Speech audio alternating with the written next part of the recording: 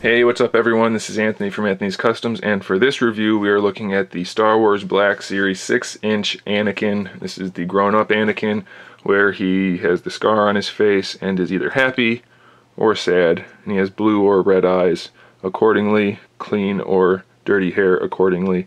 Personally, I think the sculpt is horrible. It doesn't look anything like what's the guy's name? Hayden Christensen or something like that. Doesn't look anything like him. It's okay other than that. It's a decent sculpt. It just doesn't look like the actor.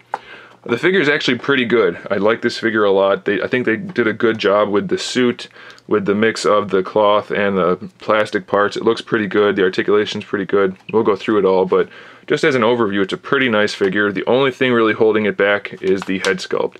He's just over 6 inches tall, so no big deal there. He comes with his lightsaber. And of course you can take the beam part out and snap this onto his belt using that little peg, which is okay, but I imagine most people are going to pose him with the lightsaber activated or ignited. The heads do just pop off the ball peg there, and we have the hinge and the ball peg. The neck paint doesn't really match the face paint. I don't know how well you can tell on camera.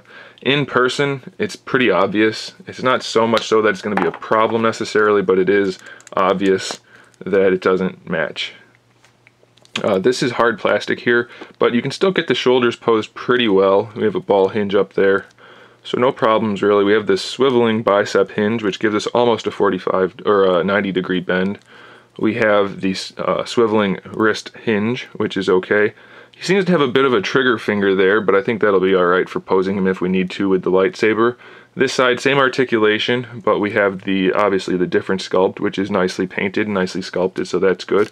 We have the diaphragm joint that's really low. It doesn't give us a great range of motion, but it's not too bad, so I'm okay with that. We do have this kind of soft plastic and then cloth for the skirt part, which is okay because it allows for the articulation to work just fine. We can bring the hips all the way forward, not so far to the side, but that's not a huge deal. We have a thigh swivel.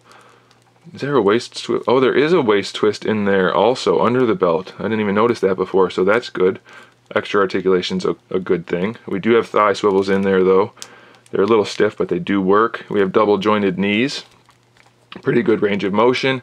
We have an ankle pivot that works really well, and an ankle rocker that works really well. So most of this guy is a pretty good success. The only thing that's really a complaint for me is the lack of a likeness to the actual actor, which maybe it's not a huge deal for you. It's not really a huge deal for me since I didn't really like the actor that played him.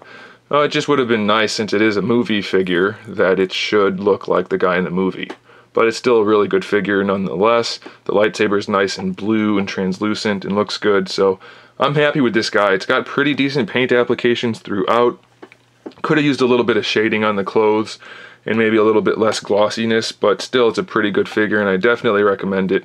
I like this guy and I think you probably will too. Thanks for watching. Stay tuned for more figure reviews, custom figures, and other good stuff. And in the meantime, keep collecting.